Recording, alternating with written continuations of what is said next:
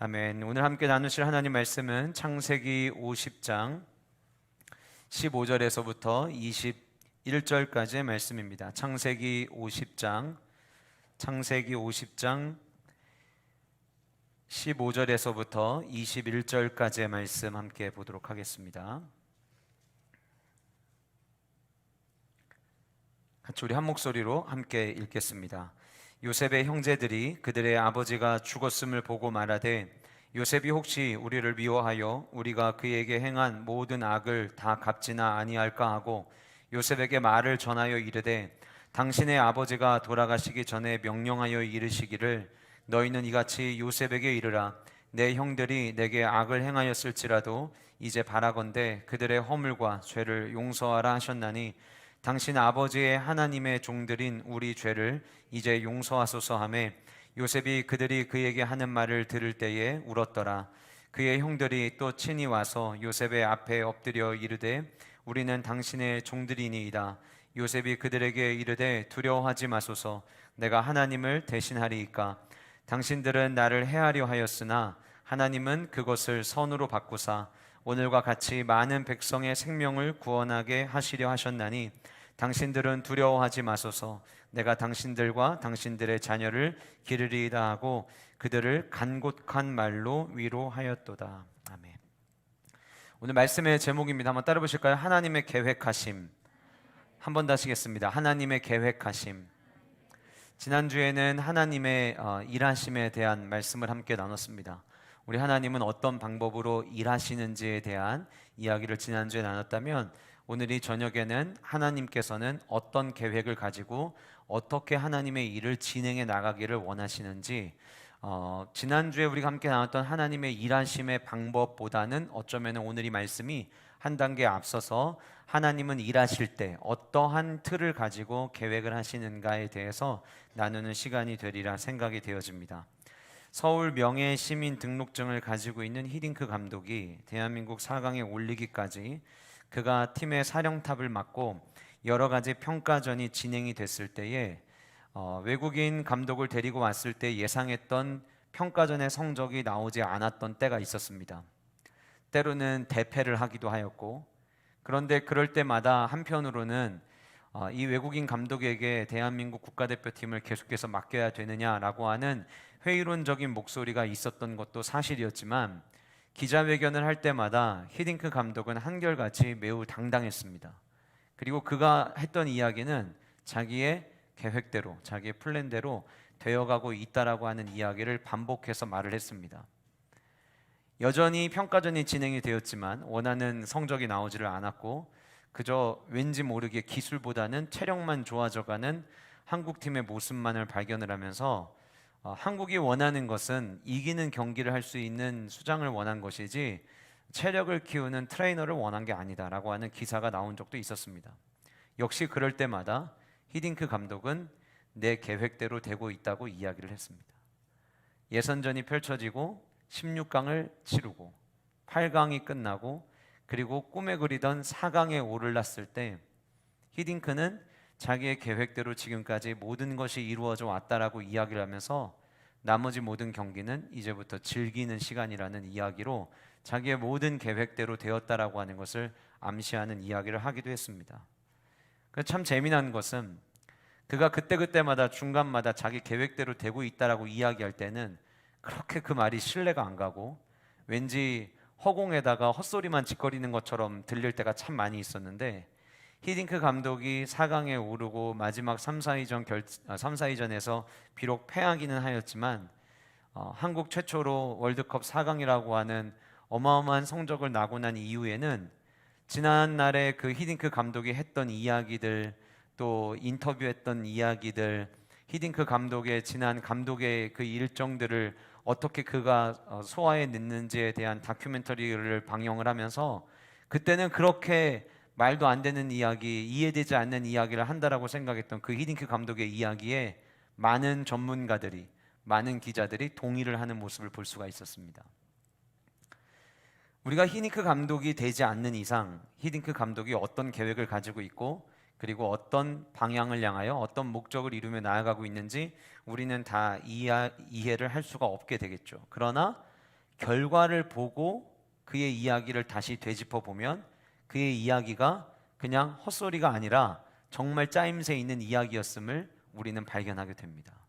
아까 말씀드린 것처럼 대한민국이 원했던 것은 경기에서 이기는 사령탑을 원한 것이지 트레이너를 원한 것이 아니다라고 이야기했던 기자가 이 체력을 충분히 뒷받침하지 않았더라면 끊임없이 연장전을 통해서 한 단계 올라가고 한 단계 올라갔던 대한민국은 마지막까지 체력적으로 버티지 못했을 거다.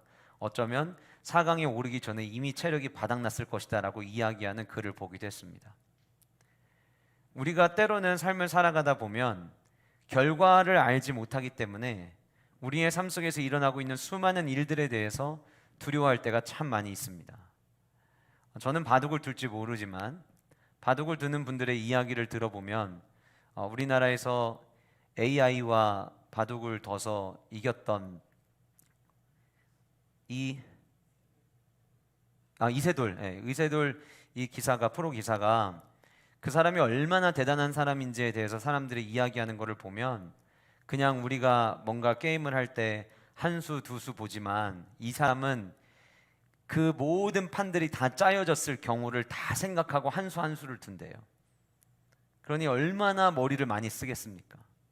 근데 사람들이 생각할 때에는 때로는 이 이세돌 이 기사가 왜 여기다가 바둑을 돌을 두는지 예측이 되지 않을 때가 있지만 그 사람 머릿속으로는 마지막 내가 이렇게 뒀을 때 상대방이 여기를 막을 거고 또 내가 여기에 막으면 그 다음을 될 거라는 이 여러 수를 앞을 내다보면서 마지막 승리라고 하는 목적지를 향해 달려가는 본인은 그 모든 과정을 알 수가 있는 것이죠.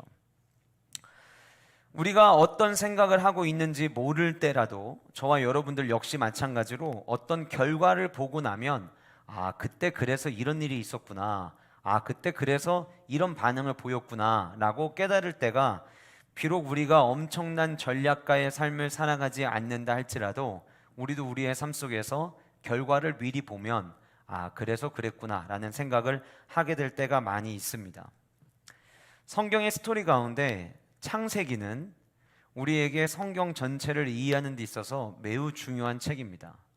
물론 모든 성경책들이 한 권 한 권이 다 중요하겠지만 창세기부터 시작해서 요한계시록에 이르기까지 하나님께서 온 인류를 향한 어떤 계획을 가지고 계신지를 내다보고 엿볼 수 있는 그 출발장이 바로 이 창세기이기 때문에 창세기의 말씀을 통해서 우리는 하나님의 계획하심과 하나님은 그 계획을 가지고 앞으로 어떤 일을 행하실 것인지를 우리는 발견할 수 있다라고 하는 것이죠. 그래서 창세기는 우리에게 성경 전체를 이해하는 데 있어서 마치 제일 앞에 있기도 하지만 서론의 역할을 감당한다고 생각을 합니다. 하나님께서 아담을 지으시고 모든 것을 다스리게 하셨음에도 불구하고 아담과 하와는 하나님의 말씀에 전적으로 신뢰하지 못합니다. 하나님께서 아담과 하와를 그렇게 내버려 두신 것이 아니라 사람을 지으시고 하나님은 그들에게 스스로 결정할 수 있는 결정권을 주셨는데 그들이 하나님의 말씀대로 반응하지 않았던 것이죠. 사탄의 꼬임에 넘어가서 죄를 짓게 됩니다.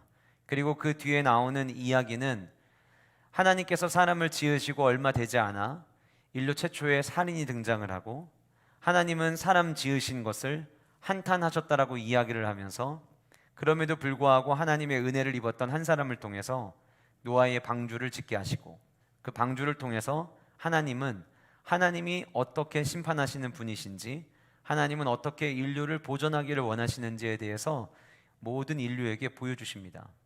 그럼에도 불구하고 인간은 하나님을 대항하여 하나님이 계신 곳까지 나도 높아져 갈 수 있다라고 하는 착각 아래 바벨탑을 쌓게 됩니다. 이 이야기가 창세기 1장부터 11장까지 시작이 되고 난 이후에 하나님은 하나님의 계획을 설계를 시작하십니다. 아브라함을 시작으로 하나님께서는 아브라함과 이삭과 야곱과 요셉으로 이어지는 스토리를 통해서 창세기 전체 안에 하나님의 나라를 어떻게 세울 것인지 그리고 그 하나님의 나라를 세우게 될 씨앗과 같은 이 4명의 사람들을 중심으로 족장 언약의 이야기를 하나님께서는 써내려가기 시작을 하십니다. 모세오경이라고 이야기할 때 모세오경은 5권의 책이 하나다라고 하는 의미로 쓰여지는데 이 모세오경에서 이 창세기는 앞으로 요한계시록까지 펼쳐지게 될 하나님의 나라의 시와, 그리고 하나님께서는 어떻게 이 하나님의 나라를 세우기 위해서 준비하시는지에 대한 과정을 성경 안에서 우리는 발견을 할 수가 있는 것이죠. 그리고 뒤따라 나오는 출애굽기와 레위기와 민수기에서는 하나님 나라의 씨를 어떻게 완성해 가시는지 시내산 언약을 통해서 우리에게 보여주고, 그리고 마지막 신명기에서는 하나님 나라의 백성이 누릴 땅이 완성되는 모습을 보여줌으로 말미암아 세겜 언약, 다른 말로 모압의 언약이라고 이야기하는 언약을 하나님은 세우십니다. 왜 제가 족장 언약, 시내산 언약, 세겜 언약이라고 하는 말을 사용하냐면, 성경은 창세기부터 요한계시록까지 중요한 축을 이루고 있는데 우리는 그 중요한 축을 가리켜서 언약이라고 말하고 있기 때문에 그 언약을 세우는 데 있어서 창세기가 얼마나 중요한 역할을 하는지 여러분들과 나누고자 하는 것입니다. 창세기 안에는 조금 전에 말씀드린 것처럼 족장 언약을 이루기 위해서 아브라함과 이삭과 야곱과 요셉으로 이어지는 이야기가 등장을 하는데, 이 중에서 물론 각 인물마다 우리에게 주어지는 의미가 참 독특하고 중요하겠지만, 만약에 4명의 족장 가운데 가장 중요한 인물을 이야기하라고 한다면 저는 요셉을 이야기할 것입니다. 이유는 오늘 본문의 주인공이어서가 아니라 요셉은 신약에 나타날 예수 그리스도의 모형으로 자주 언급되기 때문입니다. 이 이야기는, 요셉의 이야기를 우리가 잘 살펴보면 예수 그리스도를 하나님은 어떻게 우리에게 보내기를 원하시고 예수 그리스도를 통해서 어떤 일을 이루시기를 원하시는지에 대한 예상을 우리는 요셉을 통해서 할 수 있다라고 하는 것입니다.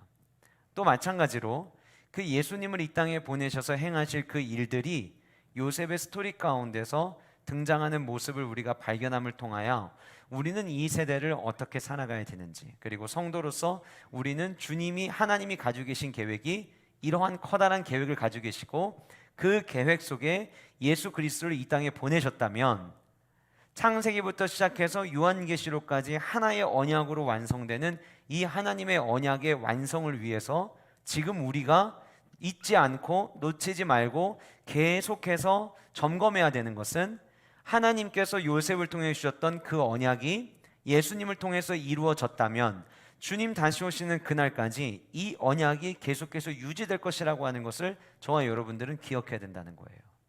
그리고 우리의 삶 속에서 마지막 결과를 우리가 아직 발견하지는 못했지만 주님 다시 오시는 날, 그 새하늘과 새 땅이 펼쳐지는 그날 우리 안에 어떠한 일들이 일어날지 아직 우리가 다 알지는 못하지만, 아까 말씀드린 것처럼 결과를 미리 알면 이 땅 가운데 일어나는 일이 때로는 우리가 예상하지 못하는 일들이 우리 안에 일어나서 나를 괴롭게 하기도 하고 슬프게 하기도 하고 나를 쓰러뜨리게 할 때도 있고 넘어지게 할 때도 있겠지만, 결과를 안 이상 우리가 이것이 하나님의 계획이구나 라고 하는 것을 인정하고 준비하면서 하나님의 언약 백성으로서, 하나님의 계획 아래에 있는 사람으로서 우리가 살아갈 수 있게 된다라고 하는 것입니다. 그래서 요셉의 이야기는 4명의 족장 이야기 가운데 가장 중요한 이야기라고 생각이 되어집니다. 그리고 오늘 저와 여러분들이 읽게 된 창세기 50장 15절에서부터 21절까지의 이야기는 요셉이 마지막 죽음을 맞이하는 이야기를 제외하고 요셉의 스토리 가운데 가장 마지막에 등장하는 내용입니다.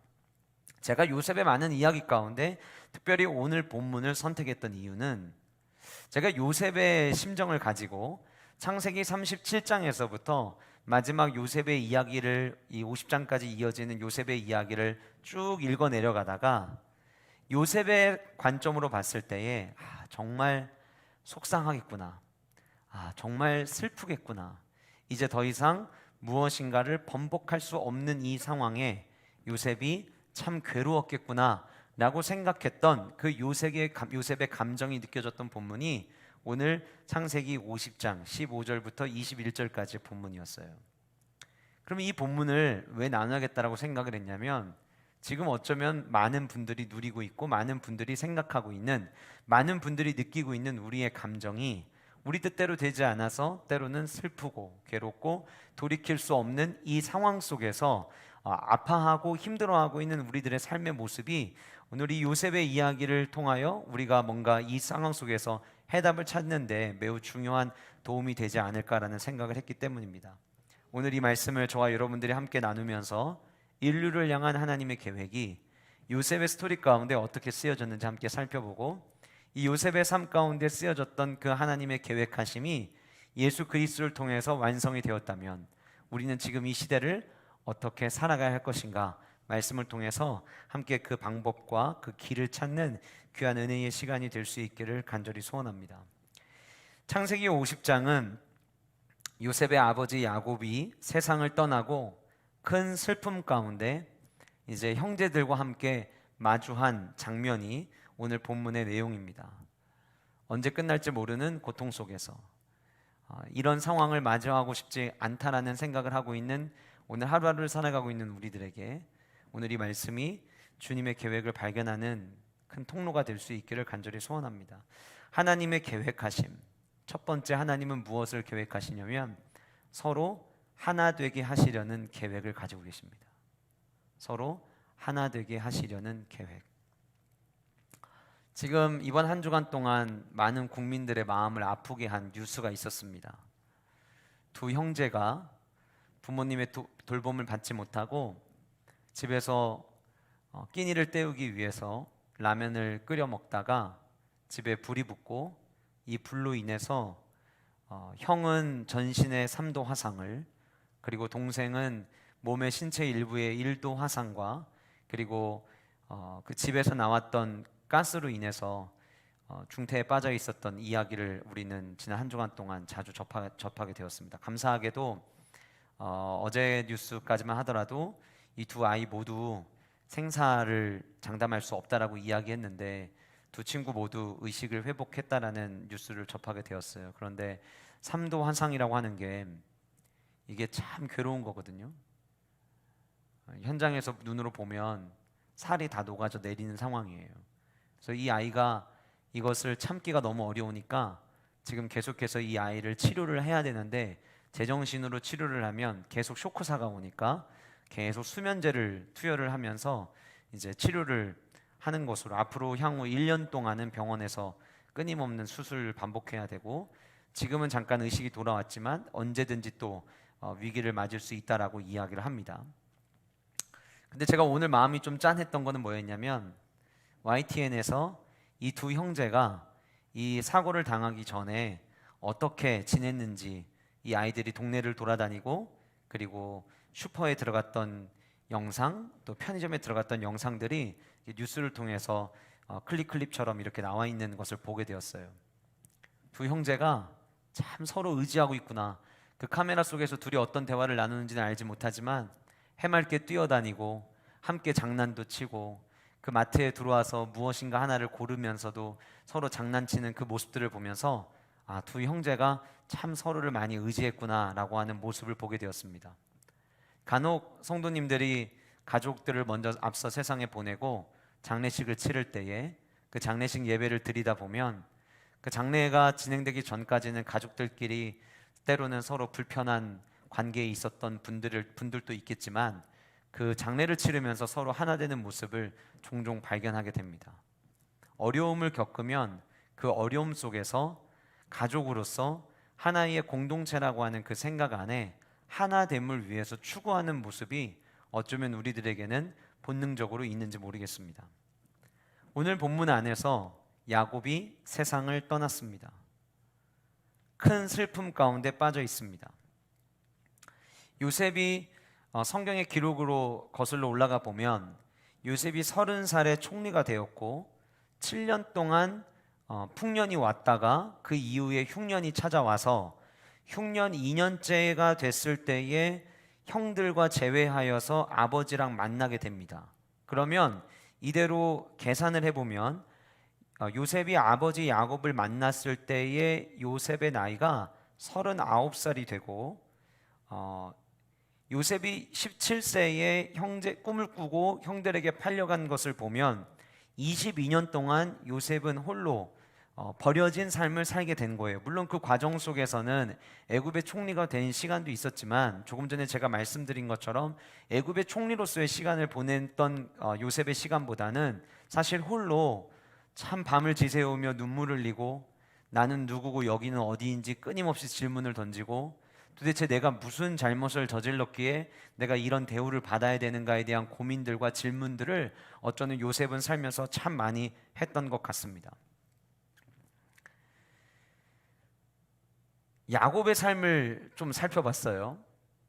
야곱은 우리가 형에게 팥죽 한 그릇으로 자기 장자권을 사서 외삼촌의 집으로 도망간 그때 그 모습이 가끔 사파를 보면, 그림을 보면 야곱이 꽤 젊은 나이에 형의 장자권을 사서 도망간 것처럼 보이지만, 성경에 이 연대기적으로 조금 전에 요셉의 나이를 계산한 것처럼 똑같이 계산을 해보면 야곱이 형의 장자권을 빼앗아서 도망갔을 때의 야곱의 나이가 77세였습니다. 77세인 것도 대단하지만 77세까지 결혼을 안 했다는 것도 참 대단하더라고요. 그리고는 외삼촌의 집에 가서 뒤늦게 라헬의 사랑에 눈을 떴는데 그 라헬을 얻지 못하고 외삼촌의 속임수로 인해서 먼저는 레아를, 그리고 라헬을 맞이하게 됩니다. 그리고 야곱은 요셉을 91세의 나이에 낳게 됩니다. 가장 사랑했던 라헬에게서 낳은 요셉이 17살에 잃어버렸던 것을 계산을 하면 108세가 되었을 때에 잃어버렸다가 그리고 22년이 지나 130세에 만난 거예요. 어쩌면 야곱에게는 요셉을 잃어버리는 순간 다시 만난다는 생각은 아마 못했을 겁니다. 그리고 잃어버리고 1년이 지나고 10년이 지나고 20년이 넘어서 22년에 이르는 동안 야곱의 마음속에는 그토록 제일 많이 사랑했던 그 요셉, 채색 옷을 입히면서 애지중지 키웠던 그 요셉을 이미 가슴에 묻은 지 시간이 오래 지났을 거예요. 그런데 그 아들이 살아있고 그 아들이 가장 강대했던 애굽의 국무총리가 된 모습으로 마주하게 됩니다. 그러면 적어도 아버지의 사랑을 독차지했던 요셉도, 그리고 라헬에게서부터 아들을 얻어서 그 아들을 끔찍하게 여겼던 야곱도 이런 꿈을 꿨을 거예요. 이제 우리의 인생 꽃길이 가득했으면 좋겠다. 우리의 인생 더 시간을 좀 많이 보냈으면 좋겠다. 물론 시간이 많지 않다는 생각은 했겠지만 두 사람 모두 이 아버지와 아들의 재회를 통해서 이 시간이 우리의 인생에 있어서 조금 더 확보되기를 매우 원했으리라 생각이 되어져요. 한편으로는 요셉의 입장에서 바라본 노년의 아버지 야곱은 참 짠하게 느껴졌으리라 생각이 되어집니다. 어쩌면은 불쌍하다라는 생각이 들었는지도 모르겠어요. 아버지였지만 77세가 될 때까지 할아버지로부터 아들다운 대접을 받지 못하고 그 장자권을 뺏은 것 때문에 도망자의 신세가 되고 다시 돌아오는 과정 가운데 몸이 불편한 장애를 입게 되는 그 아버지의 모습, 그리고 가장 사랑했던 자신과 떨어져서 그 22년이라고 하는 시간 동안 눈물 흘렸을 아버지를 생각한다면 그 아버지가 주무시는 모습을 잠깐 볼 때마다 가슴 한편으로 참 불쌍한 우리 아버지, 참 고생 많이 한 우리 아버지라는 생각을 했는지도 모르겠어요. 요셉의 형들과 요셉이 다 같이 한 자리에 있었던 적이 분명히 있었습니다. 성경의 기록을 보면. 그러나 그런 시간이 많지 않았을 것이고, 요셉의 형제들과 요셉이 한 자리에 모였다면 분명한 것은 매개체가 아버지였을 것이라고 하는 사실에 대해서는 우리가 부인할 수 없습니다. 그런데 오늘 본문에서 그 아버지 때문에 형제들과 함께 마주할 수 있었고, 아버지 때문에 형제들은 어쩌면 이미 국무총리였던 요셉 앞에 나왔을 때 자기들이 마치 그동안의 모든 것들을 숨겼던 것처럼, 지난날의 과거가 드러나는 것처럼 보여졌을 때에 우리 막내 동생 죽이지 말고 한 번만 우리에게 살려달라고 자기들의 그 진실됨을 막 규명했을 때에, 그리고 다시 돌아가서 아버지를 모시고 올 때에 그 의리의리한 애굽의 궁궐을 향해서 들어가면서도 어쩌면 형들 마음 가운데에는 야, 이 아버지 때문에 우리가 이런 시간을 누리지, 아버지가 계시지 않았더라면 과연 우리에게 이런 시간이 있었을까라는 생각을 분명히 하게 됐으리라 생각이 되어져요. 그런데 그 아버지가 세상을 떠나고 이제 형제들과 요셉만 남았습니다. 그리고 마지막 이 50장에 등장하는 요셉과 그의 형제들의 이야기는 복수가 아니라 하나됨에 대한 이야기였습니다. 제가 생각을 해봤어요. 야곱에게는 아들들이 있었고 그 아들들이 4명의 어머니를 통해서 서로 다른 배에서 나왔습니다. 얼마나 갈등이 많았겠어요. 굳이 이 사건이 아니라 할지라도 레아와 라헬뿐만이 아니라 그 여종들을 통해서 태어난 이 섞여 있는 형제들의 무리 속에서 얼마나 많은 갈등이 있었을까라는 생각을 해봐요. 과연 그들이 하나 될 수 있었을까? 이미 요셉을 판 순간 그 형제들은 하나됨을 부인했던 것입니다.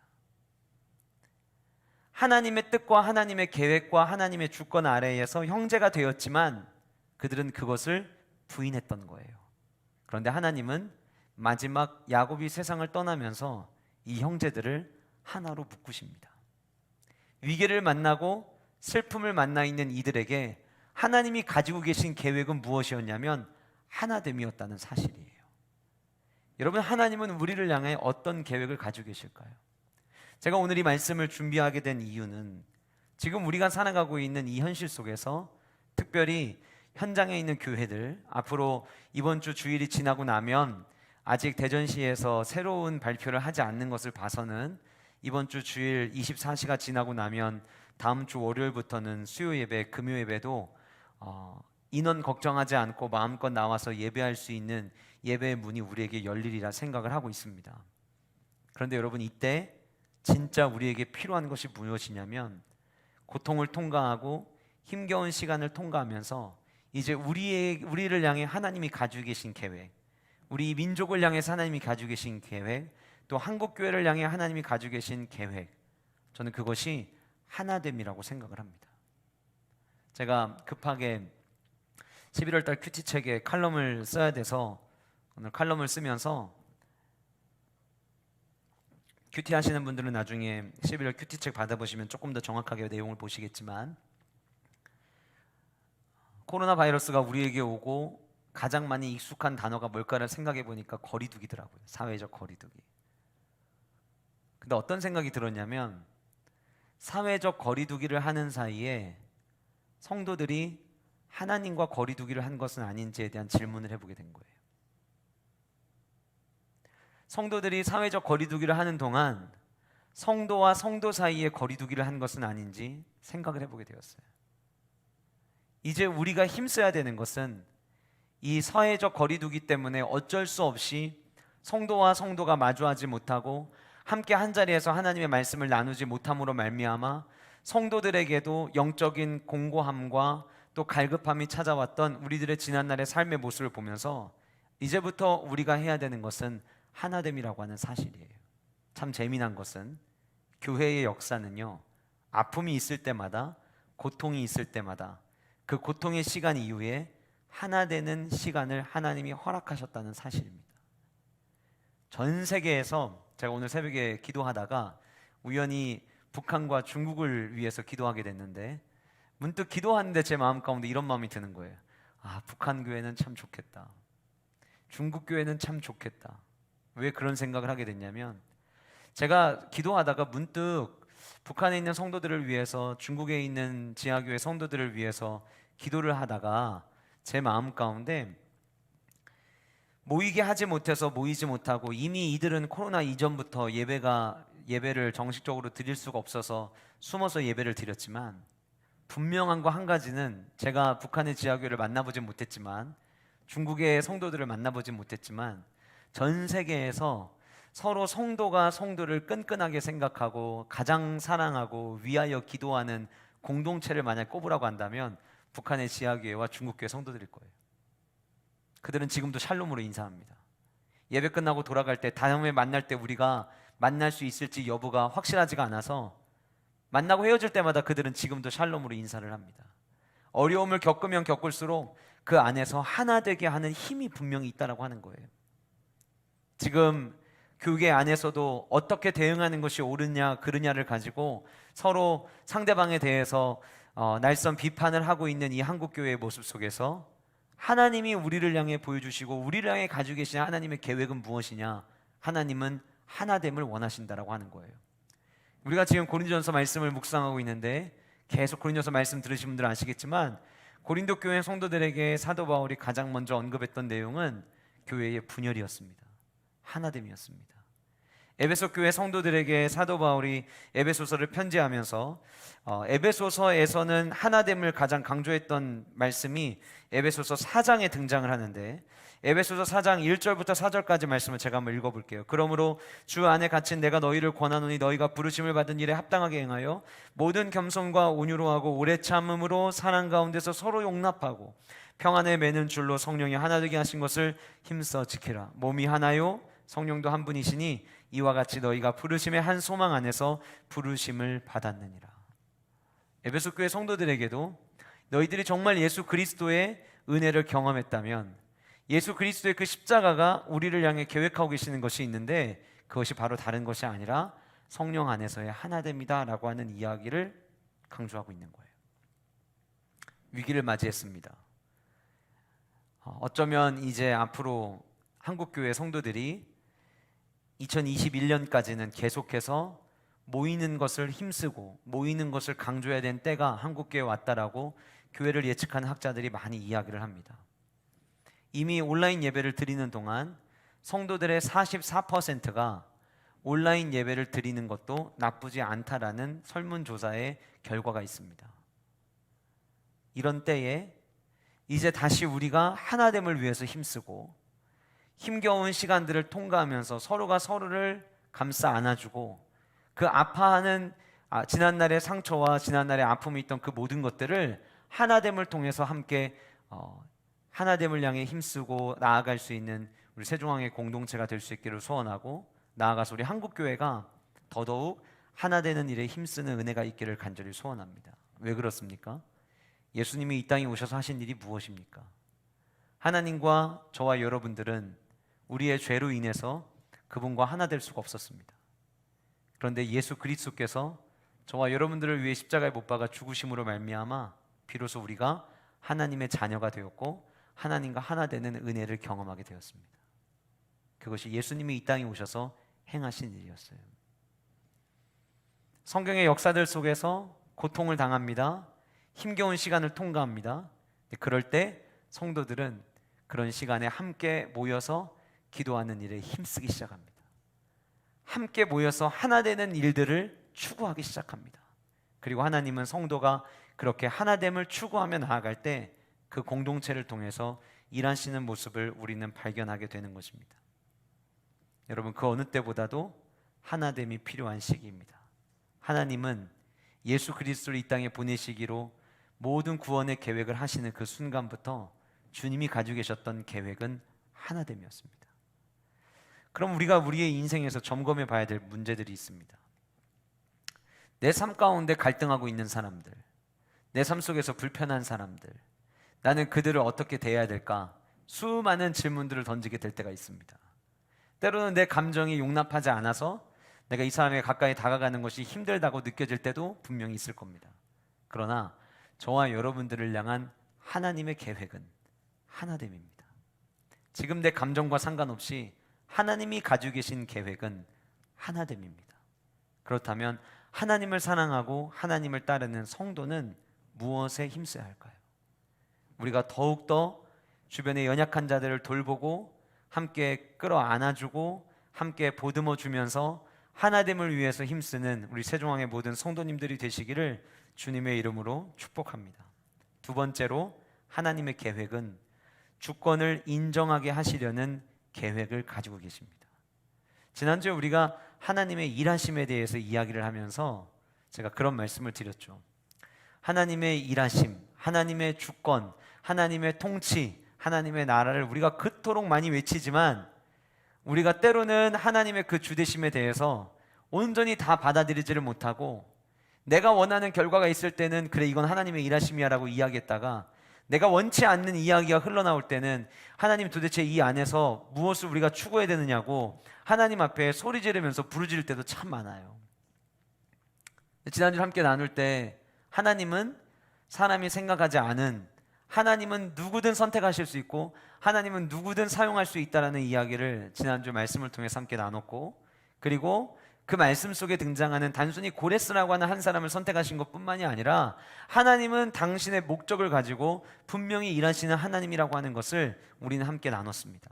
이 이야기는 우리에게 무엇을 이야기하냐면, 하나님은 자신이 일하시는 것을, 자신의 주권을 따라 일하신다라고 하는 것을 반드시 마지막 결론의 때에 우리에게 가르쳐 주기를 원하신다라고 하는 거예요. 그냥 겉에 보여지는 부분만 이게 하나님의 일하심일 수 있구나 이렇게 느끼는 게 아니라, 하나님의 마지막 최종 계획은 뭐냐면, 봤지? 나는 내 계획대로 끝끝내 마지막 결론을 짓는 하나님이야 라고 하는 사실을 보여주신다는 거예요. 오늘 등장하는 요셉의 이야기도 그렇습니다. 여러분, 장례가 치러지는 이 50장의 내용을 여러분들이 읽어보시면 살 떨리는 사람들이 느껴집니다. 누구냐면 요셉의 형제들입니다. 시간이 있으면 본문을 다 읽으면 좋겠지만, 이 야곱이 세상을 떠나고 야곱의 시신에 향처리를 하는 과정에서부터 이 아버지의 무덤을 향해서 장사를 지내고 오겠다는 요청을 요셉이 애굽의 왕에게 전달을 하고, 그리고 그 이야기를 듣고 바로가 아버지를 장사하고 올 수 있도록 모든 것을 허락을 해주는데, 50장 7절 말씀을 한번 잠깐 보실까요? 요셉이 자기 아버지를 장사하러 올라가니 바로의 모든 신하와, 바로의 일부 신하가 아니에요, 바로의 모든 신하와 바로 궁의 원로들과, 중요한 이 나라에 문제가 있을 때마다 이 문제를 어떻게 대처해야 될지 이 바로와 함께 머리를 맞대고 의논하는 그 원로들을 이야기해요. 그 원로들과 애굽 땅의 모든 원로와, 그러니까 궁 안에 있는 원로, 궁 밖에서 조언을 해주는 그 모든 사람들과, 8절, 요셉의 온 집과 그 형제들과 그 아버지의 집이 요셉과 함께 올라가고 그들의 어린 아이들과 양떼와 소떼만 고센 땅에 남겼으며, 9절 보세요. 병거와 기병이 요셉을 따라 올라갑니다. 성경은 그때가 심히 컸다라고 이야기를 합니다. 그러니까 먹을 것이 없어서 흉년을 맞이했을 때 먹을 것을 구하기 위해서 애굽 땅에 올라왔고, 바로의 궁 안에서 엎드려서 마주한 자가 자기의 형제라고 할 때, 요셉이라고 할 때, 그때는 믿겨지지 않는 게 컸다면, 지금 이 현장은 눈으로 목격을 하는 거예요. 뭘 목격하는 거냐면 요셉이 얼마나 대단한 사람인지, 요셉이 갖고 있는 힘과 파워가 얼마나 큰지, 그리고 이 가장 당시에 컸던 나라 애굽의 왕이었던 바로가 자기의 형제인 요셉을 얼마나 끔찍히 여기는지를 지금 눈으로 목격을 하고 있는 거예요. 병거와 기병이 많았는데 얼마나 많았는지 숫자적 언급도 하지 않습니다. 아까 앞에서 이야기를 나눌 때 이 두 요셉과 형제들의 이 아픈 추억은 22년 전으로 거슬러 올라가겠죠. 17살 때 요셉이 꿈을 꿉니다. 이 꿈꾼 게 화근이 됐어요. 꿈을 꿨고 그 꿈에 대한 형제들의 반응이 요셉을 팔아 넘기겠죠. 우리 창세기 37장 우리 한번 잠깐 가보실까요? 창세기 37장 요셉의 이야기, 그 요셉이 팔려가게 되는 그 이야기들이 본문에 등장하는 내용입니다. 5절, 요셉이 꿈을 꾸고 자기 형들에게 말하며 그들이 그를 더욱 미워하였더라. 이미 그 앞에서 미워했다는 이야기가 4절에 나와요. 왜요? 아버지가 요셉을 너무 많이 사랑했거든요. 자기가 그토록 원했던 여인을 통해서 낳은 아이니까 얼마나 소중하겠어요. 얼마나. 그런데 그 요셉이 꿈을 꾸고 형제들에게 이야기를 했더니 그 꿈이 계기가 돼서, 화근이 돼서 안 그래도 미워했는데 더욱 미워하게 된 거예요. 불붙은 곳에 기름을 부은 꼴이 된 거죠. 요셉이 그들에게 이르되 청하건대 내가 꾼 꿈을 들으시오. 굳이 이런 청은 안 해도 돼요.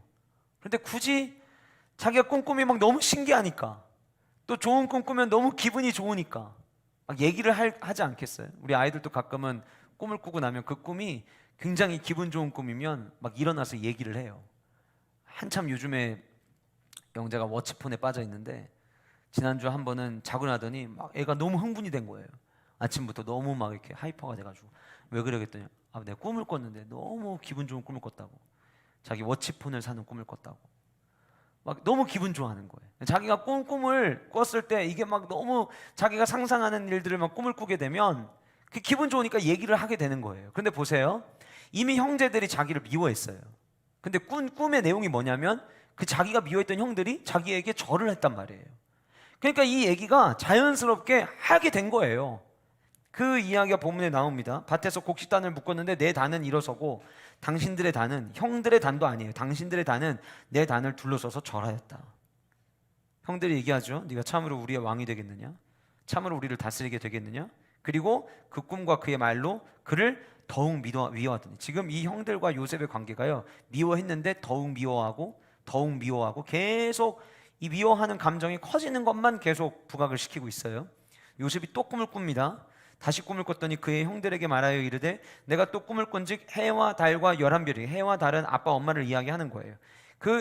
이제는 형들만이 아니라 아버지까지 전부 다 절하게 됐다는 이야기를 하는 거예요. 그리고 10절 보세요. 10절 같이 한번 읽어볼까요? 37장 10절 같이 읽겠습니다. 시작.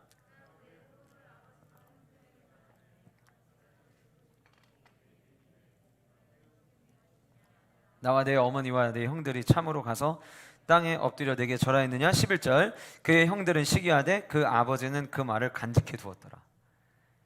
여러분, 야곱이 이 말을 간직해 뒀대요. 왜 그랬을까요? 야곱은 원래 애당초 형이 받아야 될 축복을 받을 수 있는 위치가 아니었어요. 근데 어머니를 통해서 자기의 출생의 이야기를 자주 들었단 말이에요. 근데 어머니가 그런 얘기를 해요. 큰 자가 작은 자를 섬길 거라고 했다고. 이 얘기를 계속 들으면서 자랐는데, 시간이 지나서 나이 77이 되었을 때 그 어머니가 들려줬던 꿈의 이야기가 현실이 되는 것을 알게 돼요. 그리고 에서가 축복의 장자권을 에서가 받은 게 아니라 그 축복의 장자권을 자기가 받았다는 것을 야곱은 알고 있어요. 그러니까 하나님의 계획은, 지금 이 형들이 자기에게 절을 했다는 것은 당시 사회에서는 장자가 축복을 받아야 되고 장자 앞에 엎드려야 되는데, 장자 앞에 엎드리는 게 아니라 막내에게 엎드리는 지금 꿈을 꾼 거예요. 그러니까 형들이 생각할 때는 이게 말도 안 되는 거지만, 그 똑같은 인생을 살아왔던 야곱은 이거를 그냥 던져둘 수가 없는 거예요. 그래서 그것을 기억을 합니다. 이 꿈을 꿨던 이야기가, 아버지가 이 이야기를 간직했다라고 하는 것은 무엇을 의미하냐면, 하나님께서는 하나님이 주인이 되셔서 자신의 주권을 어떻게든 완성해 가시는 분이라고 하는 것을 이미 자기의 삶을 통해서 경험을 했고, 그리고 이 아버지 또한 자기가 그런 삶을 경험했기 때문에 이 요셉이 꾼 꿈이 이루어질 것이라고 하는 생각을 야곱은 했을 수 있다는 거예요. 단 이 생각을 하지 못하는 사람들이 있어요. 형제들이에요. 형제들은 말이 안 되는 거예요. 어디 감히, 형들이 이렇게 다 있는데 그것을 네가 차지한다고? 이렇게 돼버린 거예요. 그러니까 지금 이 37장에, 제가 오늘 말씀 준비하면서 읽게 된 37장에는 두 부류로 나뉘는 거예요. 하나님의 일하심을 인정하려는 자들과 하나님의 주권으로 일하시는 것을 인정하지 않으려고 하는 자들. 교회의 성도는요, 이렇게 둘로 나뉘어져요. 하나님의 주되심을 인정하는 부류의 성도들이 있는가 하면, 하나님의 일하심을 부인하려고 하는 세력이 있어요. 지난주 우리가 함께 말씀 나눈 것도 마찬가지예요. 하나님이 일하십니다, 하나님은 지금도 실수하지 않으십니다를 우리가 그렇게 강단에서 선포하고 이야기한다면, 지금 한국 사회에 일어나고 있는 그 모든 일들, 하나님은 절대 실수하지 않으시고 하나님의 뜻을 이루어 가고 계시는 ing 중인 거예요. 그런데 어떤 누군가는 그 하나님의 일하심을 인지하고 가슴에 간직하고 품고 주님의 뜻을 이루소서라고 이 사회가 진행되어 가고 나아가는 방향 속에서도 꿈을 꾸고 소망을 갖는 이들이 있는가 하면, 어떤 이들은 지금 뭔가 잘못돼도 크게 잘못되고 있다고, 뭔가 하나님의 계획이 잘못된 것처럼 우리가 뭔가를 해야 되는 것처럼 바쁘게 움직이려고 하는 이들도 존재하고 있다는 거예요. 나라를 사랑하는 데 있어서는 같은 마음이겠지만 하나님의 주되심을 어디까지 인정하느냐에는 약간의 차이가 있는 것처럼 보여져요. 이 이야기가 37장의 이야기잖아요. 그런데 오늘 저와 여러분들이 읽었던 창세기 50장의 말씀으로 넘어오면 참 재미난 표현들이 등장을 합니다. 17절 말씀 보세요. 17절과 18절을 볼 텐데, 요셉의 형제들이 요셉에게 와서 이렇게 이야기를 하는 거예요. 우리 장례 다 끝났는데 너한테 할 얘기가 있어. 아버지가 살아계실 때 이런 유언을 했단다.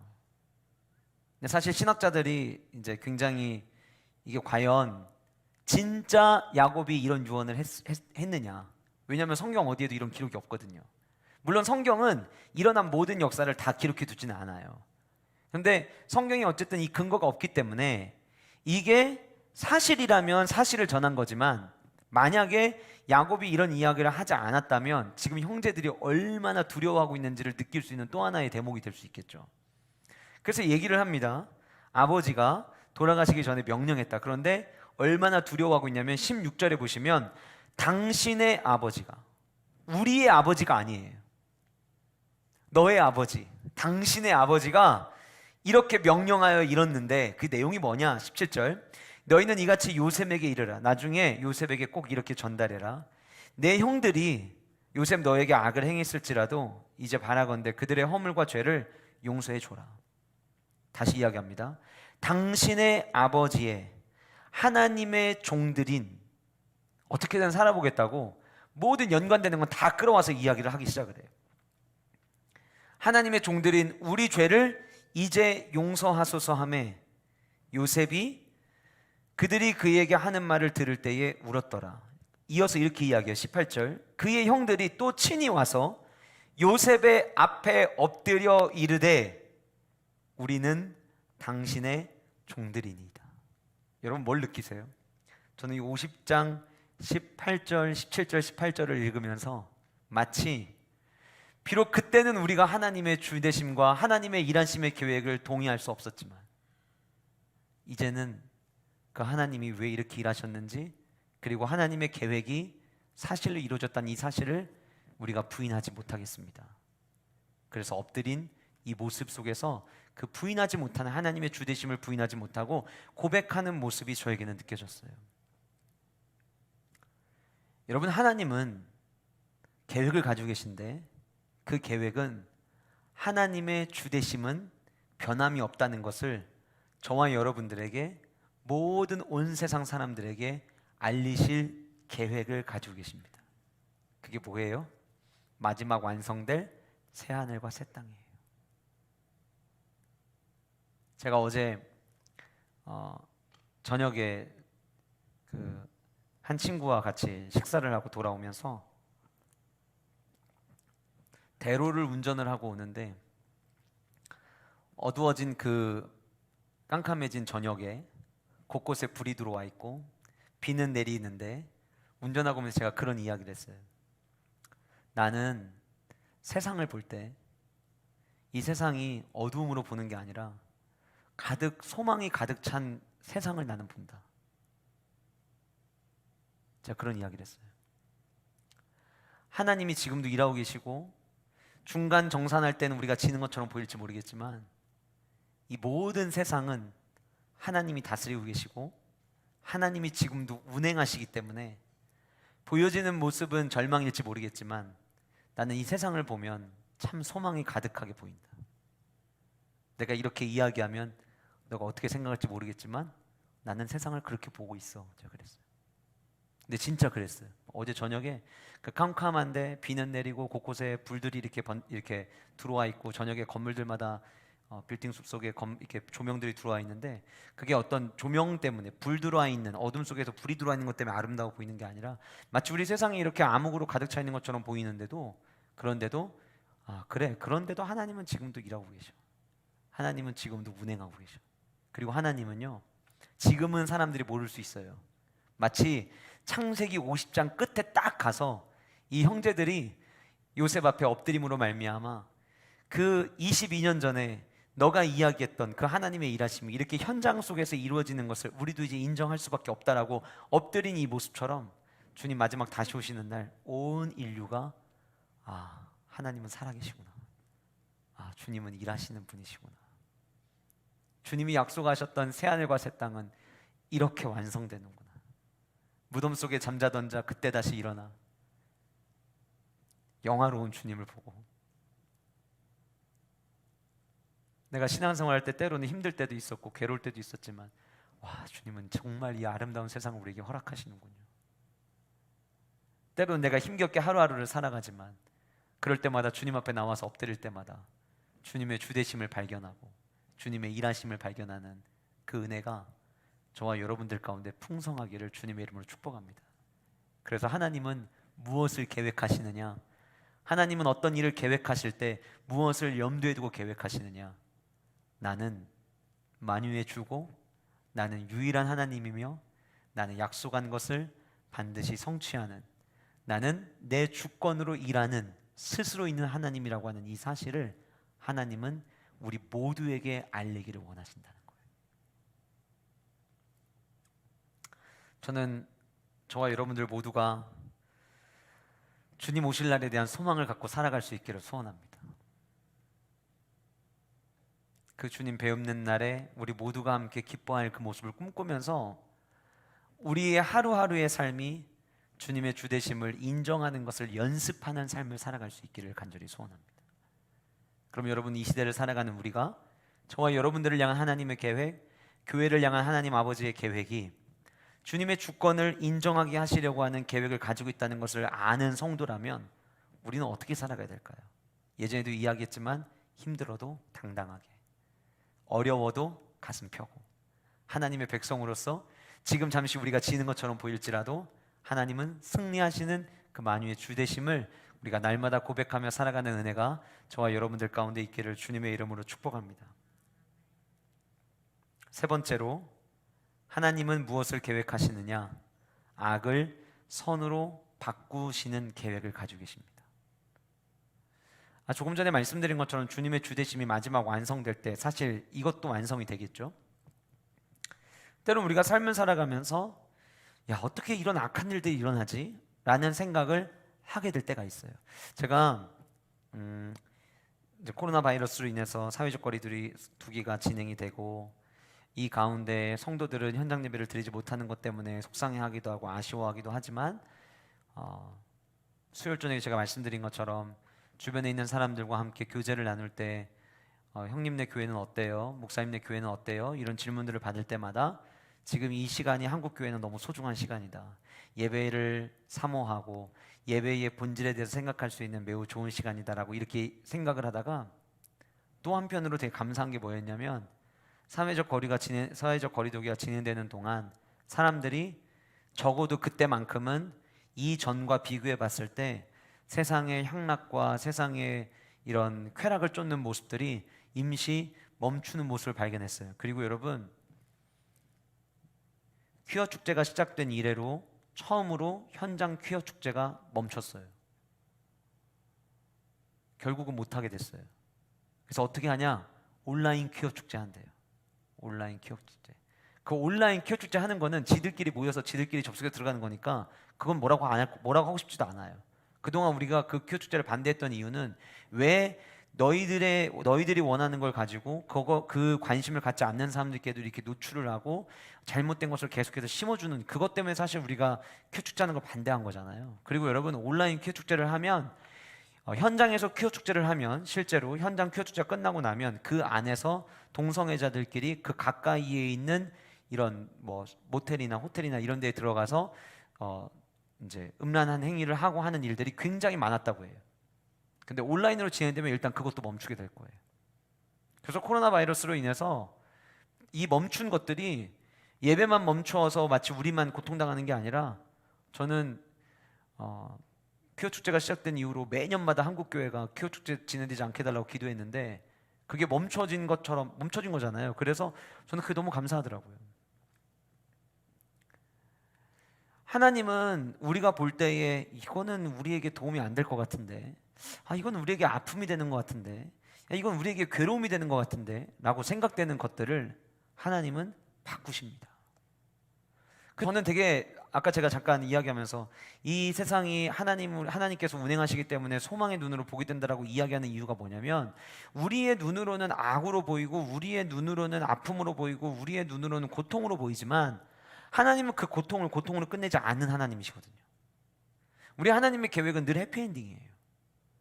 늘 성도들을 위한, 지난주에 함께 살펴본 것처럼 하나님은 어떻게 일하신다고 했어요? 자기 백성을 위해 일하신다고 했어요.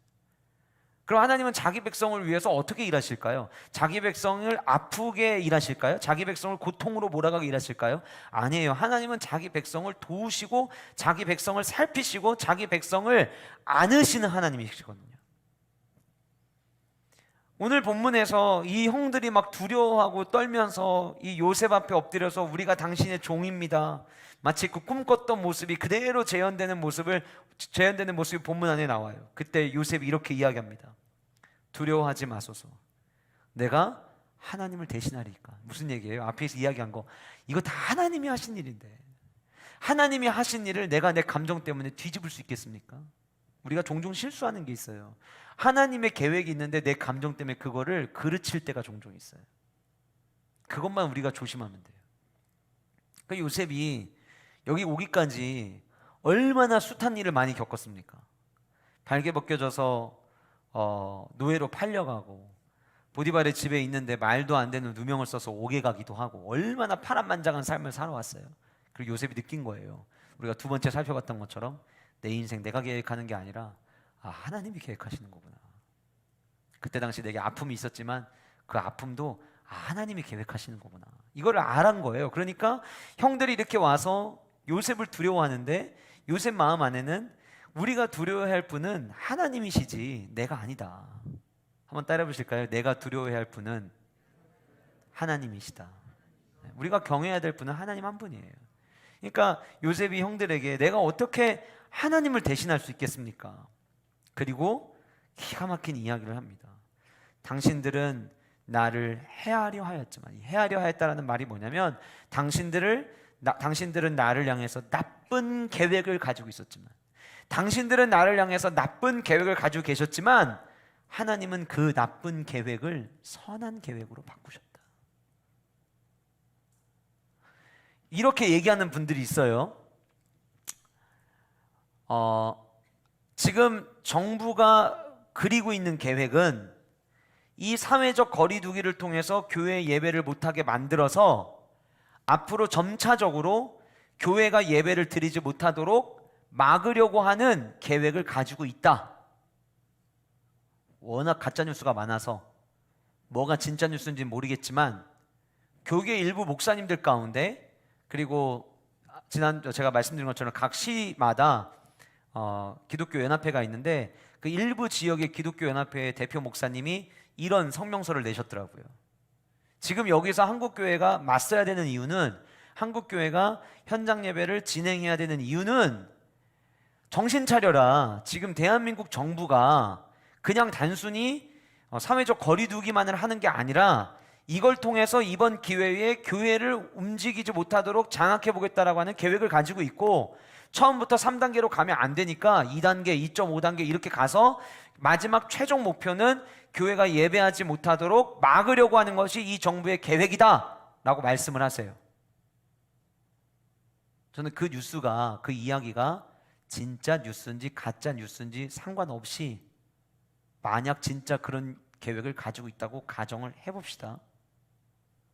하나님은 나쁜 음모의 계획도 선하게 바꾸시는 하나님이에요. 저는 그 하나님을 믿어요.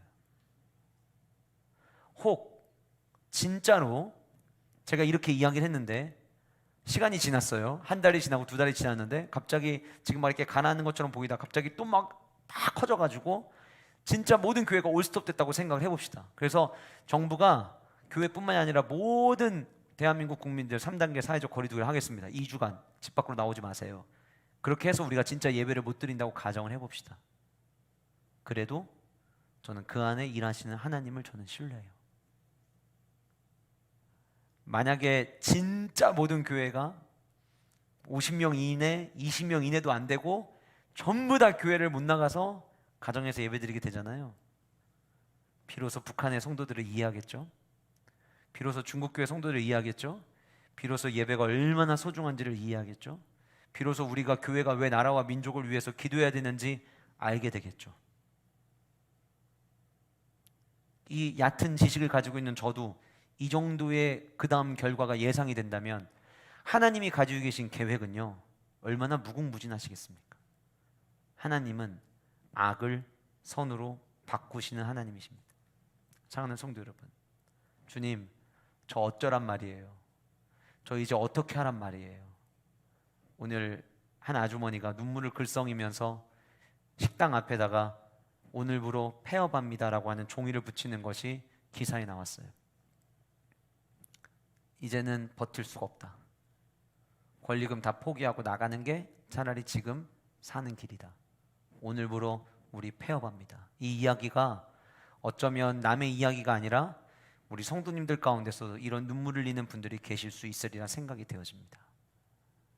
여러분들에게 그저 무한한 긍정의 생각을 갖는 게 그래도 도움이 됩니다를 이야기하는 게 아니에요. 힘드실 수 있어요. 아플 수 있어요. 진짜 어려워도 이렇게 어려울 수 있나? 이거 진짜 어떻게 해야 되지? 온갖 생각이 여러분들을 날마다 하루에도 수십 번씩 나를 괴롭게 할 수 있어요. 그러나 사랑하는 여러분, 하나님은 자기 백성을 위해서 일하시고 하나님은 자기 백성을 향해 가지고 계신 계획은 남들이 음모를 가지고 나쁜 계획을 가질지라도 그것을 선으로 바꾸시는 하나님이심을 기억하시는 저와 여러분이 될 수 있기를 간절히 소원합니다. 이 창세기 이야기가 끝나고 바로 출애굽기 이야기로 넘어가면 어떤 이야기가 들어옵니까? 바로가 이스라엘 백성들을 괴롭히죠. 고통 가운데 있게 합니다. 계획을 가져요. 음모를 갖습니다. 더 힘든 노역을 이스라엘 백성들에게 주게 됩니다. 그래서 이스라엘 백성들이 평소에 하지도 않던 부르짖음이 시작이 돼요. 그 고통 때문에 야 이건 해도 너무한다. 우리가 아무리 종노릇하고 있지만 노예 생활하고 있지만 와 바로가 이건 해도 너무한다. 벽돌을 만드는데 지푸라기를 안 넣고 벽돌을 이건 진짜 해도 너무한다. 그래서 그들이 부르짖었어요. 그런데 하나님은 성경에 그들의 부르짖음을 듣고 이스라엘 백성들을 끌어내겠다라고 하는 계획이 시작이 됩니다.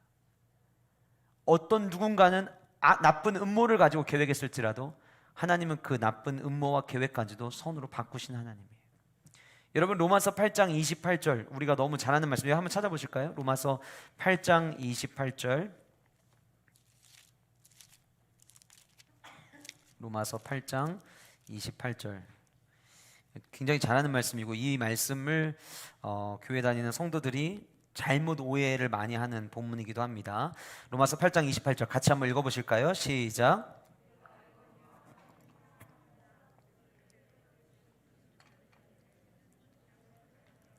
이 말씀을 언제들 많이 이야기하냐면 예를 들어서 설상가상, 엎친 데 덮친 격 이런 상황 가운데 놓여 있는 분들 위로할 때 하나님은 모든 것을 합력하여 선을 이루십니다.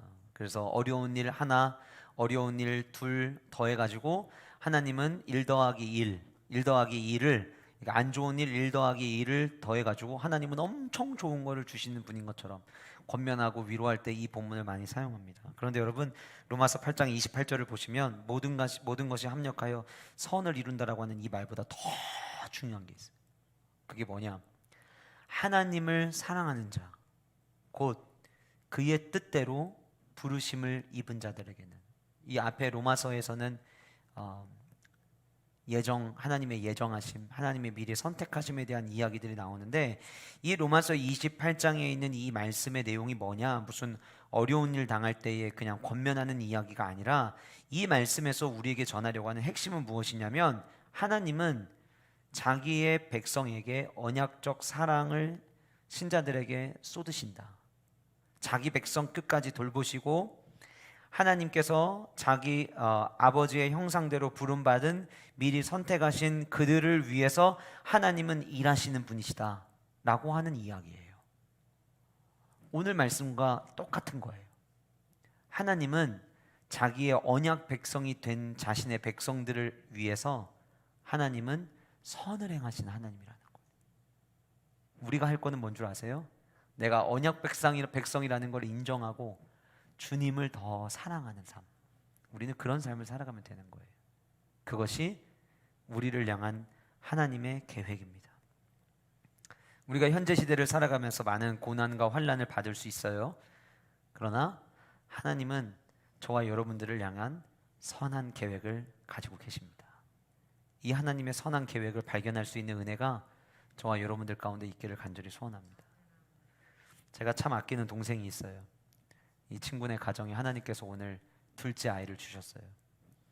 첫째 아이를 낳고 7년 동안 아이가 생기지를 않았는데 계속해서 아이를 가지려고 노력을 하였는데도 둘째가 생기지 않다가 둘째를 갖게 되고 오늘 이제 수술해서 아이를 낳았어요. 이 가정에 둘째는 너무 필요했어요. 이유가 왜 그러냐면 첫째 아이에게 장애가 있기 때문이에요. 그래서 이 제 동생 부부가 늘 언젠가는 우리가 이 아이를 돌보지를 못하게 될 때가 올 텐데 이 아이를 누가 돌봐줄 수 있을까? 그래서 이 친구의 이제 여동생이 미국에 사는데 미국의 가족들이 다 같이 방문했을 때에 그냥 미국에 놓고 가라. 미국에 놓고 가면 미국에서는 그래도 한국보단 더 이런 장애 있는 아이들이 지내기에 또 도와줄 수 있는 사람들이 많이 있으니까 미국에 두고 가라는 제안을 받기도 했어요. 그런데 이 아이가 제 친구 이제 제 동생이 동생 목사가 하나님이 이 아이를 우리 가정에 주실 때에 끝까지 누군가를 돌보고 사랑하는 목자인 심정을 가지라고 하나님이 우리 가정에 주셨나 보다 생각을 한 거예요. 근데 그 쉽지가 않잖아요. 매일마다 이 아이를 재활치료를 데리고 다니고 때로는 재활치료하러 가면 이 아이가 재활치료받는 게 너무 힘들어서 소리를 지르고 괴로워하고 우는 모습을 볼 때면 엄마 아빠의 마음이 얼마나 아프겠어요. 그리고 이제 제 동생 와이프 되는 친구가 이제 아이가 생긴다면 뭔가 자기에게 평생의 친구가 될 수 있는 딸이 좀 있었으면 좋겠다 이런 생각을 갖고 아이가 이제 생겼을 때 오빠 저는 둘째가 딸이었으면 좋겠어요. 저는 좀 저를 위로해 줄 수 있는 아이가 태어나면 좋을 것 같아요. 이렇게 생각을 했는데 이제 성별을 검사한 날 연락이 온 거예요. 아들이라고. 근데 그리고 나서 이제 제 이 동생 목사가 그런 생각을 했대요. 그토록 딸을 원했는데 두 부부가 그토록 딸을 원했는데 왜 하나님은 아들을 주셨을까? 둘째가 생겼다는 그 말을 듣는 순간 그때부터 이건 하나님이 딸을 주셨겠구나 그렇게 확신을 했는데 왜 아들을 주셨을까? 생각을 해보니까 이 장애 있는 아이를 앞으로 어디든 데리고 가야 되는데 성별이 다르면 가는 곳마다 제한이 있을 수 있겠구나. 그래서 우리는 딸을 원했지만 하나님은 이 예한이에게 좋은 평생의 친구를 만들어 주시려고 아들을 주신 거구나. 그 깨달음을 받은 이야기를 저에게 나눴던 적이 있어요. 우리는 우리의 생각이 최선이라고 생각할 때가 많습니다. 그런데 하나님은 우리가 생각하지 못했던 그 다음까지도 하나님은 앞서 보시고 하나님의 뜻을 이루어 가시는 하나님이에요.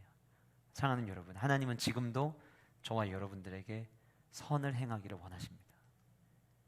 인류가 다 죄로 죽어 심판받아 마땅한데 하나님께서는 예수 그리스도를 이 땅에 보내심으로 말미암아 우리의 인생을 죽음으로 끝나게 하지 않으시고 영원한 생명으로 들어갈 수 있는 길을 열어주셨습니다. 마귀는 선악을 알게 하는 나무를 따먹게 하는 그 순간 모든 인류를 저주의 길로 죽음의 길로 몰으려고 했지만 하나님은 그 안에서 하나님의 계획, 구원의 계획을 다시 펼치기 시작하셨어요. 그 은혜를 누린 자들이 바로 저와 여러분들입니다. 이미 우리는 인류 최고의 선을 경험한 자들이에요. 그러니 하나님을 신뢰하십시오. 하나님은 악을 선으로 바꿔주실 겁니다. 그 선이 때로는 내가 원하는 모습으로 보이지 않을 수도 있어요. 그래도 염려하지 마세요. 하나님은 저와 여러분들을 향해 가장 좋은 것을 주기를 원하시는 하나님이시라는 사실이 있기 때문입니다. 마지막 네 번째로, 하나님의 계획은 민족을 구원하시려는 계획입니다. 민족을 구원하시려는 계획. 20절에 당신들은 나를 헤아려 했으나 하나님은 그것을 선으로 바꾸사 오늘과 같이 많은 백성의 생명을 구원하게 하시려 하셨나니. 진짜 그렇잖아요. 요셉 한 사람 때문에 그 수많은 사람들이 살게 됩니다. 그 수많은 사람들이 계속해서 번성하더니 출애굽으로 넘어가면 애굽의 민족보다 이 하나님의 백성들이 더 많아지기 시작을 하면서 하나님이 이들을 전부 다 이끌어내서 하나님의 새로운 백성으로 하나님은 계획하십니다. 하나님께서는 요셉 한 사람을 통해서 수많은 사람들을 구원하신 것처럼 예수 그리스도를 이 땅에 보내심으로 말미암아 인류를 구원하는 계획을 펼쳐주셨습니다. 하나님은 지금도 자기 백성을 하나님께서 예정으로 선택하신 자들을 구원하시려고 하는 계획을 가지고 계십니다. 여러분들의 가족 가운데 언제면 예수님을 믿을까 염려하는 마음을 가지고 있는 분들이 계실 수 있습니다. 염려하지 마세요. 하나님이 선택하신 하나님의 백성은 하나님께서 자기 백성으로 어떻게든 삼게 하십니다. 그 구원의 역사를 우리가 함께 바라볼 수 있기를 원합니다. 하나님의 계획은 한 명이라도 더 살리는 데 있지 한 명이라도 낙오되게 하시는 계획이 아닙니다. 단 그러기 때문에 하나님의 계획이 우리가 무엇인지 누구인지를 모르기 때문에 우리가 더 힘써 기도하고 주님의 은혜를 구해야겠죠. 간절히 소원하기는 이 어려움의 시간을 통과하고 있는 저와 여러분들 안에, 또 이 나라와 민족 안에 우리가 생각할 때에는 교회의 전도의 문이 닫힌 것처럼 보일지 모르겠지만 하나님은 이런 상황 속에서도 복음의 문을 열어가시고 끊임없이 한 영혼이라도 구원하시고자 하시는 하나님의 계획을 펼쳐나가실 것입니다. 뭘 믿고 10년 뒤 부흥을 꿈꾸냐고 이야기할지도 모릅니다. 하나님은 지금보다 한 사람이라도 더 구원하는 일을 위해서 하나님은 지금도 계획하고 계시고 그 일을 진행하시기 때문에 제 안에 어떤 배짱으로 밀어붙이는 게 아니라 이 하나님의 계획이 있기 때문에, 더 많은 이들을 구원케 하고자 하시는 하나님의 계획이 있기 때문에 그저 묵묵히 기도하는 거예요.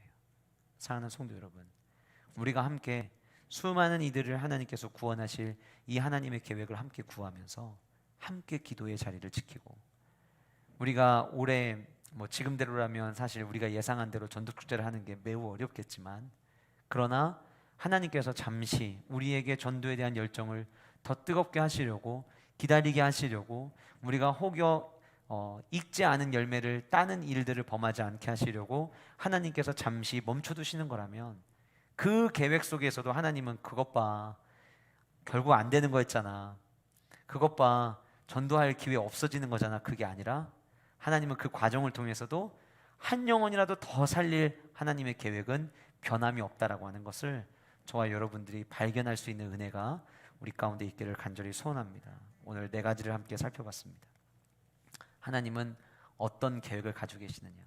하나 되게 하시려는 계획을 가지고 계시다. 혹 여러분들의 가정 안에 지금 가족 구성원들과 함께 가정에서 예배를 드리는데, 야, 같이 예배 드리는데도 이렇게 어색할 수가 있나?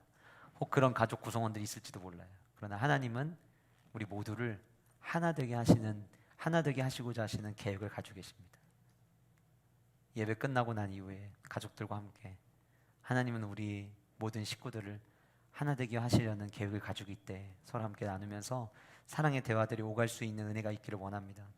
하나님은 하나님의 일하심과 하나님의 주권을 어떻게든 우리가 인정하게 하시려고 하는 계획을 또한 가지고 계십니다.